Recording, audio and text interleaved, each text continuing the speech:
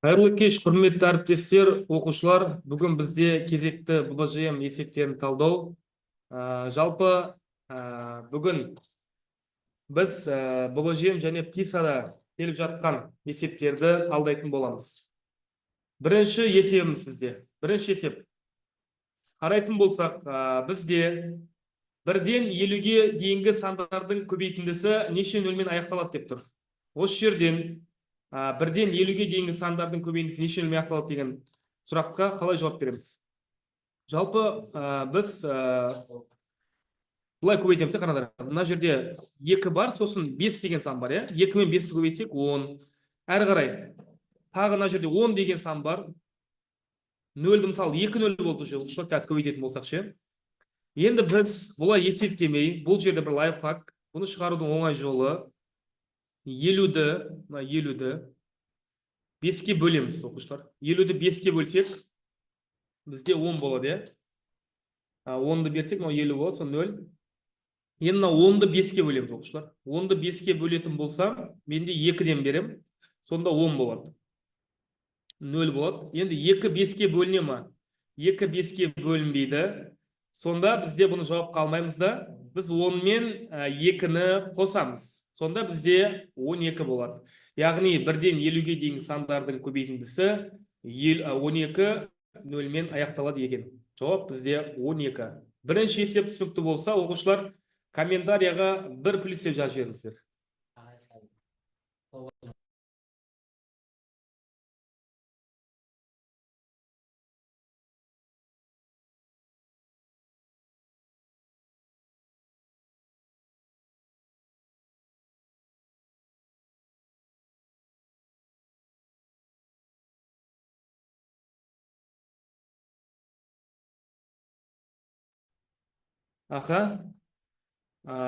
Енді келесі есеп онда, оқушылар. Түсінікті болған болса, келесі есеп. Кері байланыс жақсы. Бізде келесі есеп. Шаршының боялған бөлігінің периметрін табыңыз дейді.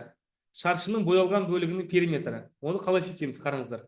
Бұл жерде бізде 10 болса, мына жерде шаршы деген барлық қабырғасы тең тікбұрышқа айтылады ғой. Яғни, қарайтын болсақ, шаршының периметрін айтайықшы. Шаршының периметрі, яғни 4 қабырғасын қосу керек, яғни 4 көбейту А десек те болады. 10 болса, барлығы 10-ға тең деген сөз. Енді бізде шаршының боялған бөлігінің периметрін табыңыз десе, значит, бізде мынау боялған бөлікті сұрап тұр, оқушылар, мына жер сұрап тұр. 10 болса, мына жерде 10 болса, бізде мынау тікбұрыш үшбұрышқа келіп тұр, Мына жер, оқушылар, жақсылап оқып алайықшы осы есепті ше. Мына жер 90 болса, егер бізде мына тікбұрыш үшбұрышта 2 қабырға бірдей болса, мысалы 2 қабырға бірдей болса, үшінші қабырға А түбірасы 2 болады. Осыны оқып алайық, оқушылар. А түбірасы 2. Сонда 10 болса, мына жер 10 түбірасты 2 болады деген сөз. Енді периметрін тапқан уақытта, оқушылар, біз мына үшбұрыштың периметрін тапқан уақытта 3 қабырғасын қосып жіберетін едік. Бізде қазір мына 10-ға тең, мына жақ 10-ға тең, мына жақ 10-ға тең. Үшеуін қоссақ 10 қосу 10, периметр деп қояйық. Үшбұрыштың периметрі. Мынау шаршының периметрі, оқушылар. Бізге шаршы емес, боялған бөліктің периметрін сұраған екен. Сонда 10 қосу 10 түбірасты 2.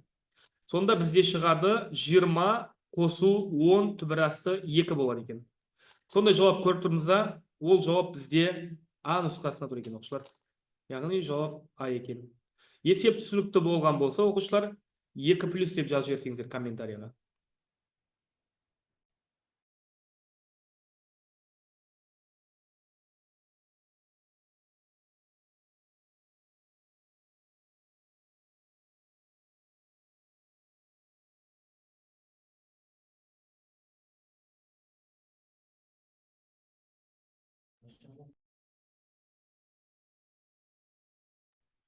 Так, оқушылар, онда түсінікті болған болса, біз келесі есепке өтсек. Сұрақтарыңыз жоқ па? Сұрақ жоқ болса, қойып қалыңыздар қазір. Осындай тікелей эфирде қойған жақсы сұрақты. Сұрақ жоқ болса, келесі есеп онда бізде. Келесі есеп. АБС үшбұрышының ауданын табыңыз. Мұндағы бір шаршының ауданы 1-ге тең дейді. Мұндағы бір шаршының ауданы 1-ге тең. Яғни, мына бір шаршы деген бір төрткөзді айтып тұр. Оқушылар, мұндай есепті шығарудың екі түрлі әдісін көрсетемін сізге. Бірінші әдісі пик теоремасы деген бар. Пик теоремасы. Пик теоремасы дегеніміз, оның ауданын табу S тең ішіндегі деген атып айтады. Ішіндегі мына клеткалар тұр ғой, мына торкөздің қиылысқан жерлер. Сол ішіндегі қиылысқан жерлерді қосамыз, сыртындағы қиылысқан жерлерді екіге бөліп, и бірді азайтамыз. Сонда бізде ішіндегі торкөз мына қиылысқан жерлер нешеу? Қарасақ, біреу, екеу, үшеу, төртеу, бесеу, алтау, жетеу, сегіз, 9, 10, 11, 12. Яғни ішіндегі қиылысқан клеткалар, яғни бізде 12 екен оқушылар. 12 қосу. Енді сыртындағы дейді оқушылар, сыртындағы қараңыздар. Сыртындағы біреу, екеу, мына жер қиылысып тұр қараңыздар. Екеу, үшеу, төртеу, и бізде мына жерде бесеу. Тағы қиылысып тұрған жер бар ма оқушылар? Қиылысып тұрған жер жоқ. Яғни 5 бөлу 2 болады. Одан азайтамыз бірді. Енді мына жерді менше басқа сетпен бояп қойшы, мына сыртындағылар, мыналар ғой, міне оқушылар, қиылысқан жерлер. Осылар 5 болды міне. Ал ішіндегілер 12 болды. Яғни 12 қосу 5 бөлу 2 азайту 1. Сонда 12 қосу 2 жарым азайту 1. 14 жарымдан 1-ді азайтсақ 13 жарым деген жауап шығады екен. Ол бізде А нұсқасында. Оқушылар, бұл бірінші жолы. Бұл пик теоремасы бойынша шығарды оқушылар. Енді екінші жолы бізде қарайтын болсақ, мыналарды қосамыз. Қоссақ бізде оқушылар тік төртбұрыш пайда болады, иә? Бұлай қосып тік төртбұрыш құраймыз. Сол кезде мына жерде қарайтын болсақ, оқушылар біреу, екеу, үшеу, төртеу, бесеу, алтау. Алтау болып тұр мына жерде. Мына 6-ға тең екен. Мына жақ 1, 2, 3, 4, 5. Мына жақ 5-ге тең екен. Бірінші ол тік төртбұрыштың ауданын тауып аламыз оқушылар. S тік төртбұрыш тең 6 көбейту 5 тең болады бізде 30-ға, иә? Енді оқушылар бізде мына үшбұрыштың ауданын табамыз. Енді бізге мынау ішіндегі үшбұрыштың ауданын табу үшін мына сыртындағы үшбұрыштарды алып тастасақ болды ғой, шығады, иә? Сонда мына жер бізде 6, мына жер 3. Мына тікбұрыш үшбұрыштың ауданын табудың формуласы бар еді ғой, еске түсірейікші. S тікбұрышты үшбұрыштың ауданын табу, яғни А көбейту Б, 2 катетін көбейтіп 2-ге бөлу. Яғни 6 көбейту 3 бөлу 2 бізде болады 9-ға тең, иә? Мына қысқаратта 3 болады. Сонда 9, мына жері біреу, екеу, 1, 2, 3, 4, 5. 5 жерде 2 бізде 10, 10-ды 2-ге бөлсек 5-ге тең. Бұл сразу жаза берсем болады шығар, осы түсінікті ғой, ауданын табу, иә? Екінші бұрыштың ауданы 5-ге тең. Үшіншісі, мына қабырға 1-ге тең. Мына жағы 1, 2, 3, 4, 5. 5-ті бөлем 2-ге, мына жер 2 жарымға тең екен оқушылар. Сондайларды қосып шығам енді. 9, 5, 2 жарым. 3 үшбұрыштың ауданын қосып аламыз. Яғни 3 үшбұрыштың ауданын қосатын болсақ, 9 қосу 5 қосу 2 жарым тең болады бізде 16 жарым бола ма? Енді оқушылар, мынау тік төртбұрыштың ауданынан мына 3 сыртқы үшбұрыштың ауданын алып тастасақ, мына ішіндегі үшбұрыштың ауданы шығады ғой, иә? Сонда 30-дан азайтамын 16 жарымды, бізде шығады 13 жарым шығады оқушылар. Бәрібір бізде 13 жарым шығып тұр, қалай шығарсаңыздар. Екі жолмен шығарып көрсеттім оқушылар. Кімге қай жол ыңғайлы, сол жолмен шығарыңыздар. Есеп түсінікті болса 3+ деп жазып жіберіңіздер оқушылар. 3+ деп жазып жіберейік, есеп түсінікті болса. Қайда түсінікті. Так, тағы бізде. Сұрақтарыңыз болса қойыңыздар, оқушылар, қалай шықты деп. Басқа оқушыларда сұрақ жоқ па? Қалғандар, сұрақтарыңыз болса қоя беріңіздер оқушылар, микрофонды қосып сұрақ қойыңыздар. Түсінген біраз оқушы түсінікті, 4-еу. Түсінікті болған болса оқушылар, мен әрі қарай жалғастырамын. Сұрақ жоқ болса. Сұрақтарыңыз болса комментарияға жазып қоя беріңіздер оқушылар, мен оқимын комментарияны. Қазір есеп түсінікті болғаннан кейін, жарай ма? Так, кеттік онда. Келесі есеп бізде. Суретте дейді оқушылар мына жерде. Суретте берілген тіктөртбұрыштың периметрі 36, ені ұзындығынан 6-ға кем боялған бөліктердің периметрлерінің қосындысы дейді оқушылар. Боялған деген мына екеуін сұрап тұр ғой, мына екеуі боялған деген. Осы екеуінің периметрін сұрап тұр. Периметрін табу үшін оқушылар бізде мына қабырғаны тауып алуымыз керек қазір. Осы қабырғаны тапсақ, бізде тікбұрышты қасиетіне байланысты Пифагор теоремасымен, яғни мына жерде гипотенузаны табуға болады. Мына қабырғаны тапсақ, бізде 9 пен 5 берілген. Егер мынау тұрған катет табатын болсақ, мына екі шетіне гипотенузаны тапсақ, екі үшбұрышты қосып жіберсек, бізде боялған бөліктердің периметрін табуға болады. Оның үшін не істейміз? Қараңыздар, оқушылар, бізге мына жерде беріп қойған өзі. Ені ұзындығынан 6-ға кем дейді. Ені x болса, ұзындығы x қосу 6 деген сөз. Периметрін табу үшін не істейтін едік? Тіктөртбұрыштың периметрі 2a қосу b еді. Енді осы жерден, мына жерде қоятын болсам, 2a қосу b деген x қосу 6 тең екен оқушылар бізде нешеге? 36-ға, периметр. 36-ны 2-ге бөліп жіберемін. Неге десек, мына жер көбейту деген бар, 36-ны 2-ге бөлсем, мына жер жақшаның ішіне 2x қосу 6 болады да, 36-ны 2-ге бөлсем 18 болады. 2x тең болады, сонда 18-ден 6-ны азайтсам 12 болады. Сонда x-ім тең болады 6-ға. X 6-ға тең болса, бізде x 6-ға тең болса, мына жердегі екіншісі 12-ге тең деген сөз. 12 екен оқушылар. Мынау да 12 болады сонда. Енді 12 5 болса, Пифагор теоремасы арқылы оқушылар 12-нің квадратына 5-нің квадратын қоссаңыздар, гипотенузаны табуға болады. Мына гипотенуза с1, мына с2 деп қоя салайын да оқушылар, давайте. с1-ді табатын болсам, түбір астында 5-нің квадратына қоссаңыз 12-нің квадратын. Сонда 25 қосу 144, сонда бізде шығады 169 түбір астында. Одан 13 шыға ма? Значит, мына қабырға 13-ге тең, яғни с1 бізде 13-ге тең. с2-ні табу үшін мына жерде 9-ның квадратына қосу 12-нің квадратын тең болады 81 қосу 144, қоссақ так 225 бола ма? 225 тең 15 шығады одан. Мына жер 15-ке тең екен оқушылар. Енді мына қабырғаларын қосып аламыз енді. Так, мыналарды қосып алайық. 12, 9, 15 қосатын болсақ, 15-ке 12-ні қоссам 27, 27-ге 9 қоссам 36-ға тең оқушылар. Ал мына жері 5-ке 12-ні қоссам 17, 17-ге 13-ті қоссам 30. Енді екеуін қосып жібереміз, болды. 30 қосу 36 тең 66 деген сөз. Бізде жауап Д нұсқасы екен, 66 болады екен оқушылар. Кім есепті түсінді? Оқушылар түсінген болсақ, 4 плюс деп жазып жіберіңіздер. Жарайсыз, мына с1 13 деп айтыпты.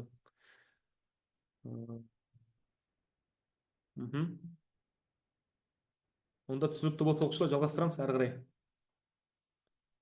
Кеттік онда, келесі есеп. Так. Берілген сандардың ішінен кері сандарды табыңыз дейді. Оңай есеп. Берілген сандардың ішінен кері сан. Кері сандар дегеніміз оқушылар, А мен Б берілетін болса, түсін ауыстырайыншы қазір. Мысалы, А мен Б берілетін болса, екеуінің кері сан деген жатталып оқушылар. А мен Б-ның көбейтіндісі бірге тең болу керек. Көбейтіндісі бірге тең болған сандар кері сандар оқушылар. Давайте көрейік енді. Мына жерде 5-тен 3-ті көбейтеміз 3-тен 5-ке. Көбейтетін болса оқушылар, 1 шығады, 100%. Тең 1. Мына жауап дұрыс деген сөз. Біріншісі дұрыс. Екіншісі 2-ні 2-ден 1-ге көбейтсек, ол да 1 шығады. Мына жауап та дұрыс екен. Мынаны көбейтіп көрейік. 7 мен 7 қысқарады, 2 мен 3 қысқармайды, 2 бөлінген 3 болып қалады. Мына жауап қате, бұл болмайды. Мынау қысқарып кетеді. Бұл да 1-ге тең, жауап, яғни Д-да болады екен. Енді мынаны көбейтіп көрейік. Көбейтсек 8 мен 8 қысқарады, бірақ мынау 1 бөлінген 8 болып қалады. Мынау жауап болмайды екен. Сонда бізде дұрыс жауаптар Д, Б, А екен оқушылар. Осы үшеуін қабылдаймыз. Яғни кері сан дегеніміз екі санның көбейтіндісі міндетті түрде бірге тең болу керек оқушылар. Түсінікті ғой, түсінікті болған болса 5 плюс деп жазып беріңіз оқушылар. Ирискулова, жарайсыз. Белсенді қатысып отыр бүгін сабақта. Сабақ Химметтен оқушылары, жарайсыздар.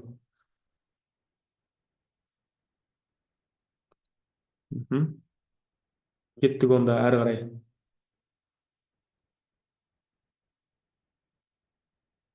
Келесі есеп оқушылар. Сандардың ең үлкен ортақ бөлгішінің цифрларының қосындысын табыңыз дейді. Ең үлкен ортақ бөлгішінің цифрларының қосындысы деген ғой, оқушылар. Енді қараңыздар. Мына жерде біз былай есептеп жүргенбіз, иә? Бұрындар білесіздер, ана 112 деп былай жазып, 140 деп, 196 деп былай. Оқушылар, бұлай жазбай сіздерге бір лайфхак үйретейін. Оңай шығарады. Қараңыздар оқушылар. Оны қалай шығарамыз? 112 деп жазып аламыз мына жерге. 112, сосын 140 и 196. Енді оқушылар, үшеуі де бөлінетін сан неше? 2-ден баса берейік, иә? 2-ге бөлсем 56 болады, 2-ге бөлсем 70 болады, и 2-ге бөліп жіберсем 98 бола ма? Сонда тағы 2-ге бөлем, 2 тұр мына жер, тағы 2 шығады. 2 көбейту 2. Сонда 56-ны 2-ге бөлсем менде қанша болады? 28 болады. 72 бөлсем 35, 98 2 бөлсем 49 болады. Енді оқушылар, мынау үшеуі де бөлінетін сан қарайтын болсақ, 7-ге бөлінеді, оқушылар, иә? 7-ге бөлінеді, яғни 2 көбейту 2 көбейту 7 шығады. Сонда 4 қалады ішінде. 35-ті 7-ге бөлсем 5 болады. 49 7-ге бөлсем 7 болады, оқушылар. Сонда тағы бөлетін сан жоқ болатын болса, бізде ең үлкен ортақ бөлгіш мына сыртында тұрған сандардың көбейтіндісі бола салады. Болды, оқушылар. Тез шығару сіздер үшін оңай жолмен. Сонда 2 көбейту 2 көбейту 7 бізде шығады екен 28. Енді қарай оқушылар, барлық оқушы қарай 28 деген жауап жоқ қой деп. 28 деген жауап жоқ, бірақ мына сұрақты оқуымыз керек, оқушылар. Цифрлардың қосындысы деген. Цифрлардың қосындысы, яғни 2 қосу 8 тең 10-ға тең екен, оқушылар. Сонда жауап бізде 10 шығады екен. Есеп түсінікті ма? Есеп түсінікті ма? Есеп түсінікті болса 6 плюс деп жазып жіберіңіздер. Ыбырай Алтынсарин мектеп, жарайсыздар. Сабыр Рахимов, белсенді қатысып отыр осы мектептер, жарайсыздар. Негізі есеп түсініңіздер ма? Негізі әдісті сіздерге ұнады ма, оқушылар?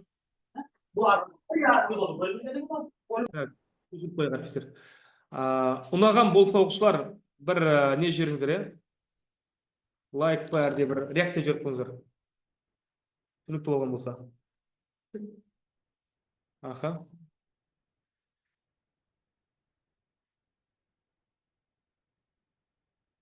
Болды, рахмет оқушылар.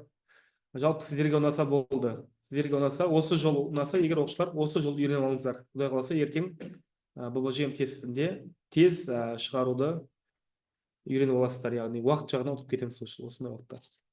Келесі есеп.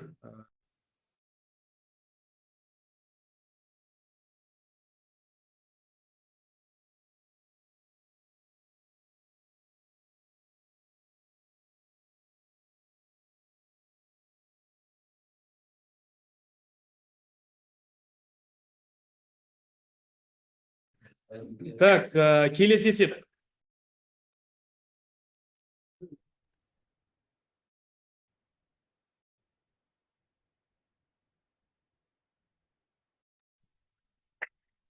Келесі есеп. Так, мына жерде оқушылар қараңыздар. Енді амалды орындаңыз дейді оқушылар. Мына оңай ғой, бірақ осындай есепте де кейбір уақыттарда шығара алмай қаламыз. Қарайтын болсақ, оқушылар, бірінші орында мына төбесін шығарып аламыз, иә? 1-ден азайтамыз 5-тен 4-ті. Сонда ортақ бөлім мына жерге 5-тен бере саламыз. 5-тен 4-ті азайтсақ 5-тен 1 болады, иә? 5-тен 1 болады да, енді қараңыздар. 2 қосу, екінші жол деп қоя салайын. 2 қосу 2 бөлу 5-тен 1. 5 төбеге шығып кетеді, оқушылар. 2 қосу 2 көбейту 5. Сонда 10-ға 2-ні қоссақ 12 болады. Яғни төбесі 12-ге тең болды, оқушылар. Үшінші жол енді. Мына астын шығарамыз.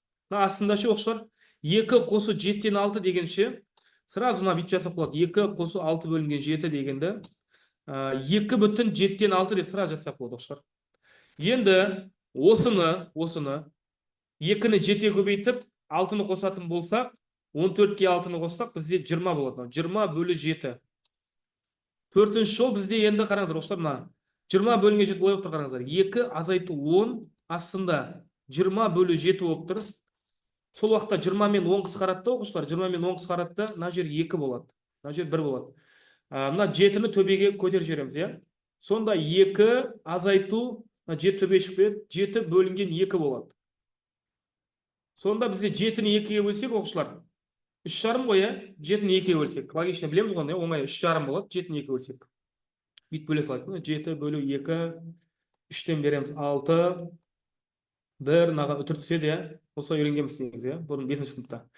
10-ды 2-ге бөлсек, 5, 3,5 яғни. 2 азайту 3,5, менде минус 1,5 болады екен, оқушылар. Енді 5-ші жол, бізге 5-ші жол деп соңғы жол қалды енді. 5-ші жолда шығаратын болсақ, мына жерге 5 деп жазайыншы, мына жерге. Сонда 12 төбеде 12 болды, астында минус 1,5. Енді минус 1,5 минусты алдына шығара саламыз. Оқушылар, бізде былай үйреткен білесіздер ме? Мына мысалы 10-ды бөлемін 0,10-нан 2 дейтін болсақ ше, мына 0-ді жоқ қылып, мына артына бір сан беретін еді, дұрыс па? Оқушылар, естеріңізге түстіңіз ба? 100-ді 2-ге бөлсек, мына жер 50 болады, иә. Осы есеп есімізге түскен шығар, иә. 10-дық бөлшекке бөлу, яғни. Санды 10-дық бөлшекке бөлу. Яғни 112 болатын болса, мынаның артына 1 0 қоямыз да, мынаны 15 қылып жібереміз. Бұл сонда 20-ны 15-ге бөлсек 8, мынаның алдында минус бар. Жауап минус 8 шығады екен, оқушылар. Түсінікті болды ма сіздерге? Түсінікті болған болса, 7 плюс деп жіберіңіздер, оқушылар. 8-ші есеп екен ол. 8 плюс деп жіберіңіздер, оқушылар. Қазір 7-ші есепке қайттан келеміз. 7-ші есеп қалып кесіп қой. 8-ші есеп екен. 8 плюс деп жазып жіберіңіздер.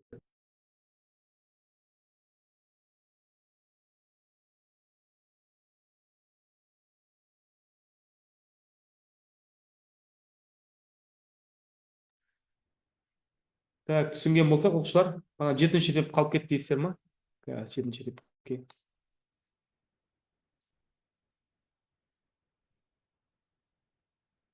Вот, 7-ші есеп қалып кесіп қой. 7-ші есеп қараңыздар, оқушылар. 7-ші есепте сандардың ең үлкен ортақ бөлгішін табыңыз деген. Мына осындай көрініс дегенде, оқушылар. Қарайтын болсақ, оқушылар, көп оқушы таба алмай қалады осында ше.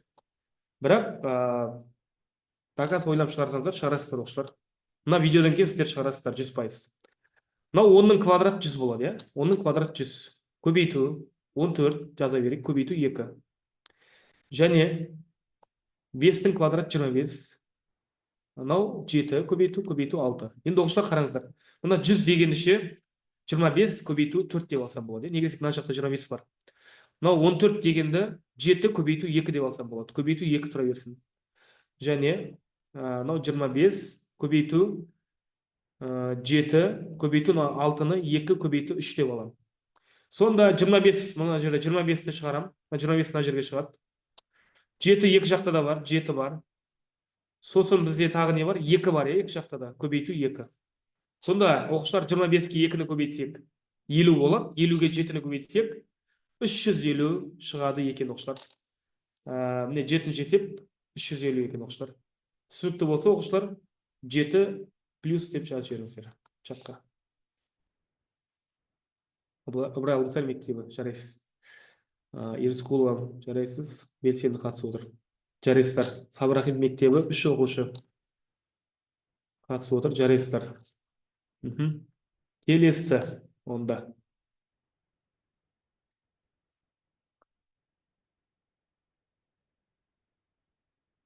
Келесі. Жаңа логикалық амал дейді, оқушылар. Бұл есеп таныс шығар, жаңа логикалық амал деген. Жаңа логикалық амал, қараңыздар, оқушылар. Мына жерде 10 мен 6-ны қоямыз. А-ның орнына 10-ды қоямыз. Б-ның орнына 6-ны қоямыз. Болды, все. 10-ды көбейтем 6-ға. Астында, түбір астында 10 қосу 6. Сонда 60 төбесі, астында 10-ға 6-ны қоссам 16. 16-тан не шығады, оқушылар? 4 шығады, е? Сонда 60-ты 4-ке бөлсем 15 шығады, оқушылар. Бұнымен әлі біткен жоқ. Біз мына жер тауып алдық. Мына жер 15-ке тең екен. Енді 15 пен 10-ды мына жер А мен бұның орнына қойымыз. 15 деген А-ның орнына тұр сонда. 15, қарайық, 15-те 15-те 10 тең 15 көбейту 10 астында түбір астында 15 қосу 10. Сонда 150 астында 15-ке 10-ды қоссақ 25, түбір астынан 5 шығады сонда, иә. Сонда 150-ді 5-ке өлшерсем 30 деген жауап болады екен. Жауап өзі де берген тұрады, 30 деген жауап шығады екен оқушылар. Есеп түсінікті болса оқушылар 9 плюс деп жазып жіберіңіздер. Әлде сұрақтарыңыз бар ма? Сұрақ болса оқушылар комментария жазып кетіңіздер, жауап беріп кетемін. Түсінікті болған болса 9 плюс, Сабырахи мектебі жарайсыздар, белсенді қатысып отыр. Так, келесі онда оқушылар түсінікті болса бізде.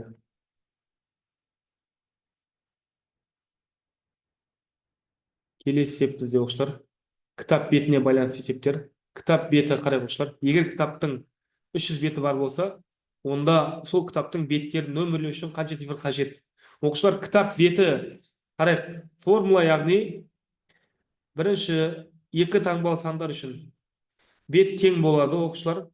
n қосу 9 бөлу 2. Оқушылар екі таңбалы үшін. Бұл екі таңбалы деп қойшы. Екі таңбалы. Енді үш таңбалы сандар, яғни 300 таңбалы ғой, келесі бет тең болады n қосу 9 қосу 99 астында 3. Енді қарай оқушылар, бізде бет берілген, бет деген бұл болып тұр ғой. n деген ол цифр. Енді қарай оқушылар, мына жерде бет бізде 300-ге тең болып тұр, 300 тең n деген цифр табу керек бізге. Нөмірлеу үшін қанша цифр керек? Қосу 99-ға 9 қоссақ 108 болады, мына жерде, бөлу 3. Енді 3-ті 300-ге көбейтеміз. n қосу 108 пропорция болады, 303-ге көбейтсек 900 болады. n тең болады 900-ден 108 азайтсақ, сонда неше болады? 792 болады, 792. Жауап сонда д нұсқасына тұр оқушылар. Бұл кітап бетіне байланысты бағана бірінші есебіміз. Тағы бір есеп бар оқушылар, екі есеп қойдым әдейі осыған. Көп оқушы мына жерде мына есептен қателесетін, немесе жауап табылмай тұрады. Қазір осыны табудың жолын үйретемін. Мына жерде оқушылар енді цифрмен берілген.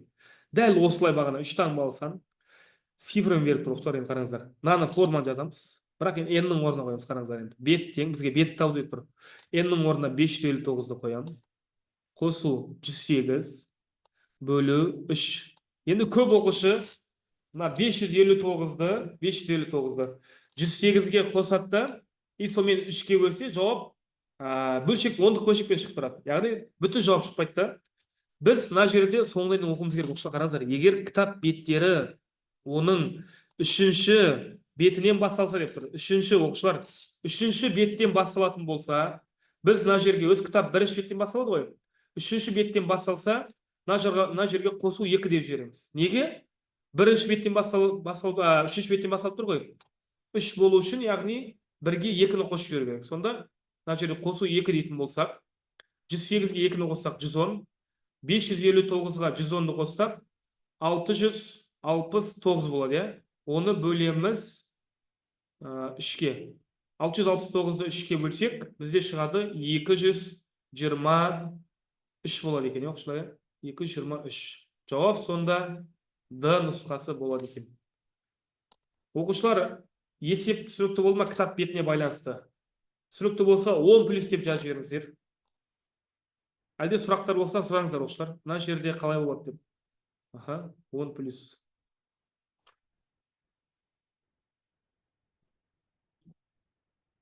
Есеп түсінікті болса оқушылар, бүгін осымен ББЖ есептерін талдауым аяқталды, яғни